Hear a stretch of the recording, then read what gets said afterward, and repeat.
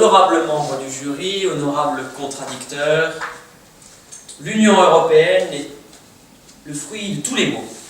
On la critique, on la met sous l'anathème. C'est la coupable des chômeurs, c'est la coupable de la récession. Pourtant, c'est aussi celle qui a apporté la paix. Et en décembre, nous avons encore vu que le comité Nobel a remis ce Graal symbole de tant de paix, de tant d'amour, peut-être entre guillemets, mais au moins de temps où l'on s'entretient sans violence. Alors pourtant, aujourd'hui, il faut le dire, l'Union européenne est démodée, c'est clair. Plus personne n'en parle comme un projet d'avenir. Ou du moins, la masse populaire n'en parle pas comme un projet d'avenir. Il faut savoir pourquoi. Et je vais chercher à exposer 2 points qui font que l'Union européenne est démodée. Premièrement, l'Union européenne a perdu sa mère. Deuxièmement, l'Union européenne a perdu son sens. Et quand on perd sa mère, son sens, qui peut être son âme, on est franchement mal parti. Tout d'abord, la mère. La mère, c'est la démocratie chrétienne. Parce que dans l'Union européenne, il faut forcément entendre son passé, son histoire. Et la démocratie chrétienne, par ses grands fondateurs, Robert Schuman, l'UMRP, Konrad Adenauer de la CDU, et Alcide Gasperi de la démocratie chrétienne italienne, ont fondé l'Europe à tous les 3, plus d'autres évidemment. Mais ils se connaissaient, ils avaient un idéal commun, un idéal de paix, un idéal d'entente entre les ennemis de toujours qui se sont affrontés 3 fois de suite. Cet objectif, ils l'ont réalisé seuls. Les socialistes, trop internationalistes et trop occupés à gérer le communisme triomphant à l'Est, ne se sont pas intéressés à la formation de l'Union européenne et s'y sont intéressés que plus tard. La droite, fière d'elle, populiste, nationaliste, est restée à droite, et l'image du général de Gaulle prouve bien qu'il n'avait aucun intérêt, quoi qu'on en pense, pour la chose européenne. Pourtant, cette mère est décédée. Elle est décédée en 1992 avec la chute de la démocratie italienne en Italie, la démocratie chrétienne en Italie. 92 rime aussi avec Maastricht. 92 rime aussi avec la chute, ou du moins la fin de la chute du bloc de l'Est. Finalement, au début des années 90, on perd 2 blocs, le communisme et la démocratie chrétienne. Ce sont ces 2 choses, cette mort, qui contribue à rendre démodée l'Union européenne, parce que les idées démocrates chrétiennes n'ont plus de oui. Alors que faire pour un peuple, pour une entité, s'il n'a plus de mère, s'il n'a plus d'idées, s'il n'a plus de chef pour la lancer? Il faudra bien voir qu'en est-il de ce sens. Ce sens de l'Europe. Ce sens, c'est la paix. Ce sens, c'est la Pax Europanensis, la paix des Européens. La paix avait pour but de former un 3e pôle entre les États-Unis et le communisme. Vous connaissez tout cela. En 92, en 91, le communisme est tombé. Il n'y avait donc plus besoin de maintenir cette paix. Elle avait apporté ses fruits. Très bien. Cette paix, ce sens, a donc disparu. Il n'était plus à la mode, puisque les contextes avaient disparu.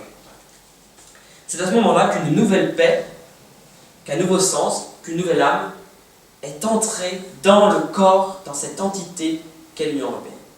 Cette paix, on pourrait l'appeler la paix teutonne, la paix ultralibérale, cette paix rigide, cette paix qui prône la règle d'or, cette paix qui est maintenant portée par Angela Merkel. C'est cette paix ultralibérale qui est source de tout maux, puisque les Européens savent qui tire les ficelles. Évidemment, Angela Merkel, la reine de l'Europe. Il faudra pourtant bien voir que même si la mère de l'Europe est morte, si le sens premier a été noyauté, gangréné par cette paix ultralibérale, l'Union européenne est toujours un corps. Et ce n'est pas l'Européen convaincu que je suis qui va vous en dire l'inverse. Certes, elle est démodée, mais c'est justement l'héritier de cette fin de démocratie chrétienne, de cette paix ultralibérale qui est démodée. Ce n'est plus au goût du jour.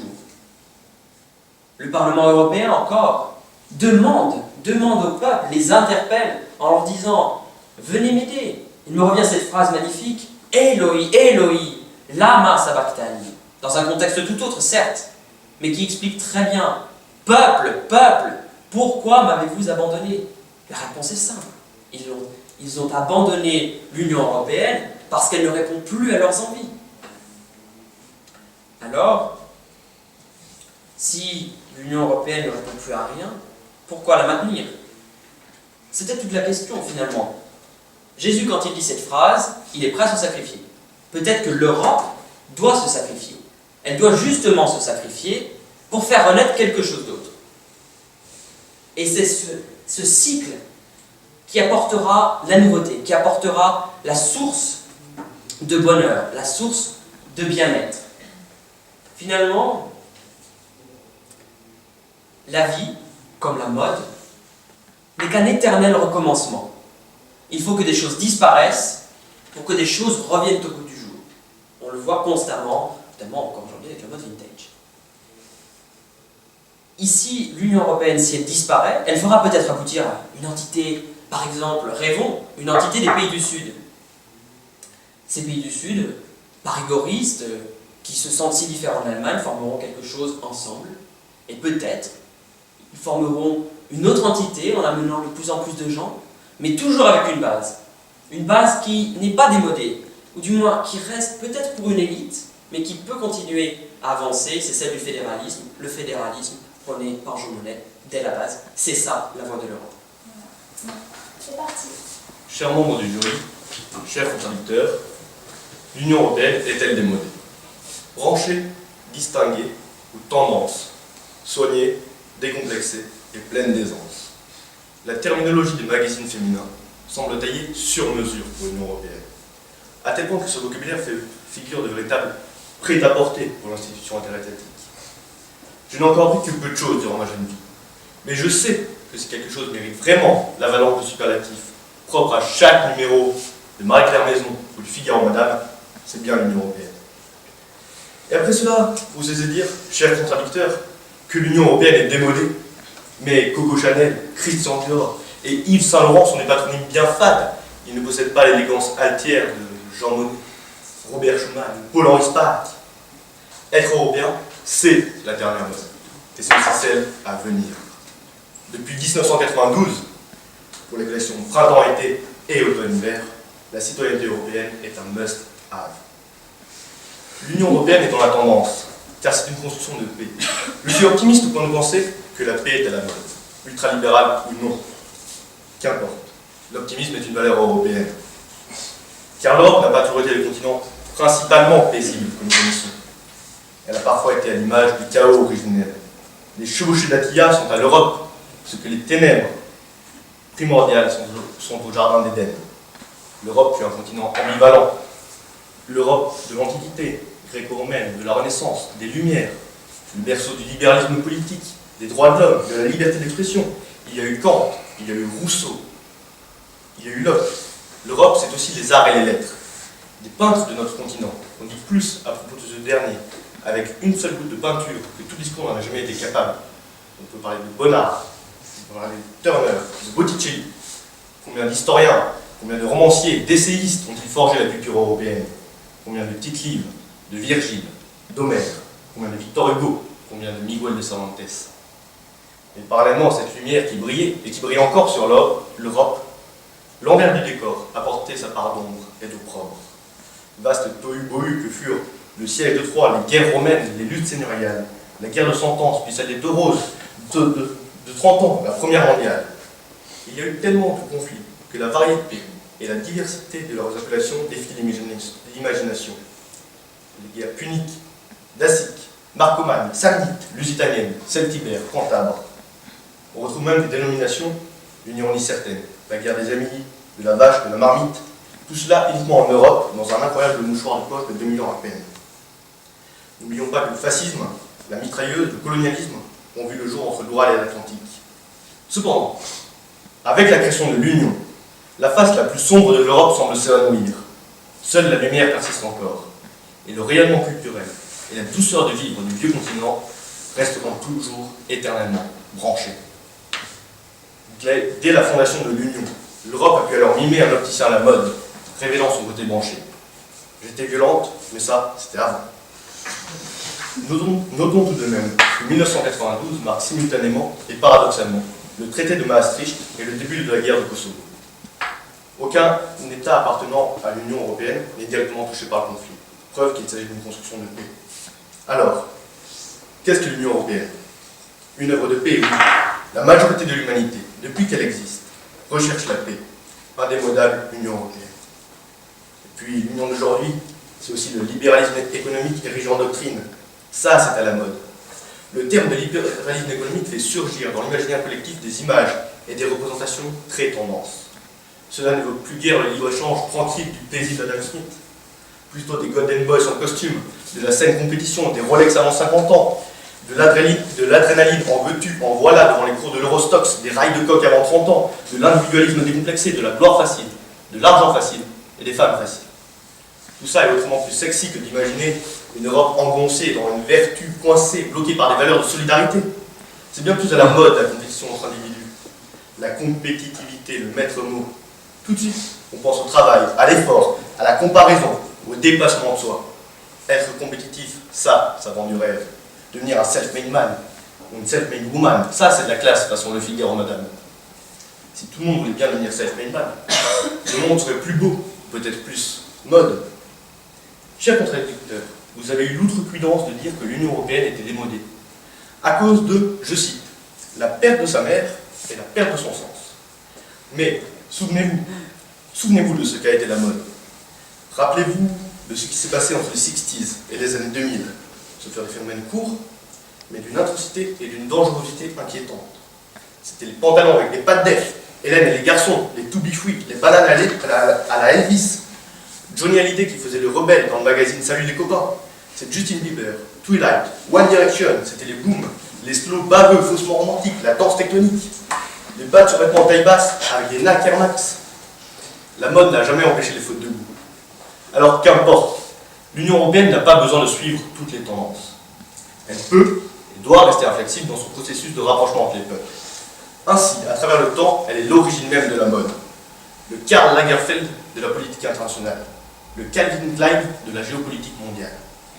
Rester fidèle à des valeurs importantes à nos yeux, alors que le reste du monde finit par les trouver démodées et dérisoires, c'est de l'abnégation, ce peut être stupide, mais c'est souvent une preuve de courage. Croire en l'Europe, même lorsque les situations traversées sont difficiles. Croire lorsque plus personne n'ose croire, c'est du courage. Peut-être que pour les Américains, que pour les Asiatiques, les Africains, les Océaniens, l'Europe est démodée. Mais j'ai l'audace de penser le contraire. L'Union européenne peut sembler has-been dans certains domaines pour l'observateur non averti.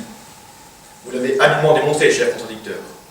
Elle sera cependant, à mes yeux, et à ceux des hommes et des femmes de raison, toujours dans une dynamique de modernité, plus qu'une dynamique d'union. Et c'est un vieux pays, la France, d'un vieux continent comme le mien, l'Europe, qui vous le dit aujourd'hui. L'Union européenne restera dans mon cœur. Ce dernier est soumis aux tendances et ballotte sur l'océan des phénomènes soumis au temps. Une seule passion restera pour lui immaculée et inchangée. Pour cela seulement, le temps suspend son vol, et les heures propices suspendent leur cours. Les secondes qui s'égrènent n'auront pas raison de son amour pour l'Union européenne. Mode de toujours, élégance tous les jours.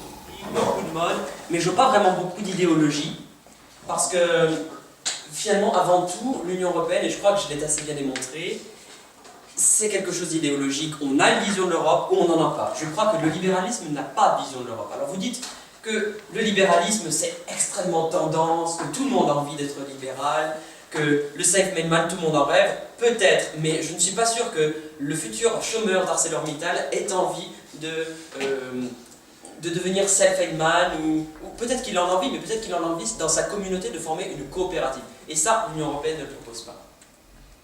L'Union européenne propose des choses démodées, parce que dans son fonctionnement, elle est démodée.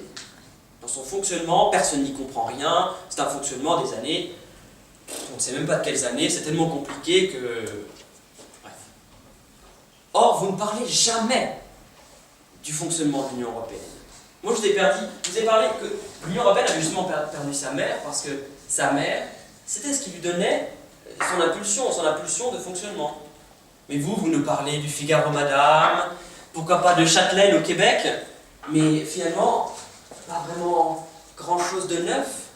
Ou alors, peut-être la vision que voudrait entendre la Dame de Fer, en disant, voilà, c'est la seule solution, l'Union européenne nous permet de vivre sans État, de faire ce que nous voulons, de faire ce que l'on chante finalement, d'être heureux, piou-piou les petits oiseaux en fait, c'est ça, hein? Eh bien, je crois que c'est pas la bonne vision de l'Union européenne. Et malheureusement, c'est, je pense, la vision des élites, et peut-être que là on peut mettre dans le même sac la gauche et la droite, hein, les droites du gouvernement et les gauches du gouvernement, qui voient évidemment l'Union européenne comme l'endroit de tous les rêves. Or, cette Union européenne ne fait rêver personne. Et une mode doit faire rêver, parce que quand on voit un défilé de Karl Lagerfeld, et j'ai encore regardé... 2 minutes. J'ai encore regardé hier le défilé de Karl Lagerfeld. Je pense que certaines filles pourraient rêver. Mais si on voyait défiler Herman Van Rompuy, Barroso, Catherine Ashton, personne ne rêverait. Vous êtes d'accord avec moi? D'ailleurs, personne ne la connaît. C'est bien là, le manque de modèle, le manque de mode, elle ne fait pas rêver.